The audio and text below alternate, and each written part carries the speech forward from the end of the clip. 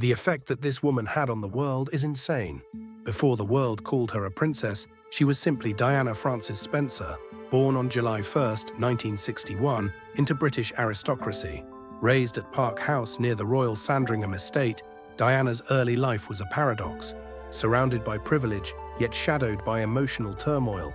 Her parents' bitter divorce fractured her childhood, planting the quiet resilience that would later captivate millions. She was a girl of contrasts, shy yet observant, reserved yet deeply empathetic. Though not an academic, her emotional intelligence was profound. After finishing school at West Heath Girls' School, she worked as a kindergarten assistant in London. Diana moved gracefully through life, having no idea that she was destined to become one of the most loved and photographed people in history. When Lady Diana Spencer stepped out of that carriage on July 29, 1981, in a cloud of ivory silk and antique lace, the world fell under her spell. She was just 20, the youngest royal bride in over a century, married to the heir to the British throne, watched by 750 million people around the globe. But behind the tiara was a young woman thrown into a palace of pressure. Media stalked her every move.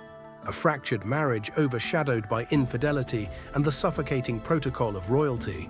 But she didn't shrink, she rose. Diana turned pain into power, vulnerability into influence. She redefined royalty, not through tradition, but through empathy. She wasn't just the Princess of Wales, she became the people's princess. Diana changed everything with presence. She shattered stigma. When she touched an AIDS patient without gloves in 1987, when she walked across a minefield in Angola, she showed that compassion is a form of courage, that you don't need a scepter to uplift the fallen. Her touch meant more than any royal decree. Her voice, soft but sure, echoed louder than politics. Her compassion was contagious. Her style, unforgettable. Her beauty stunned the public. But it was her kindness that transformed her into a legend. Her tragic death cemented her legacy. The crash in Paris is still one of the most investigated accidents in modern history. Some say it was an accident. Others believe it was something darker. Millions mourned her.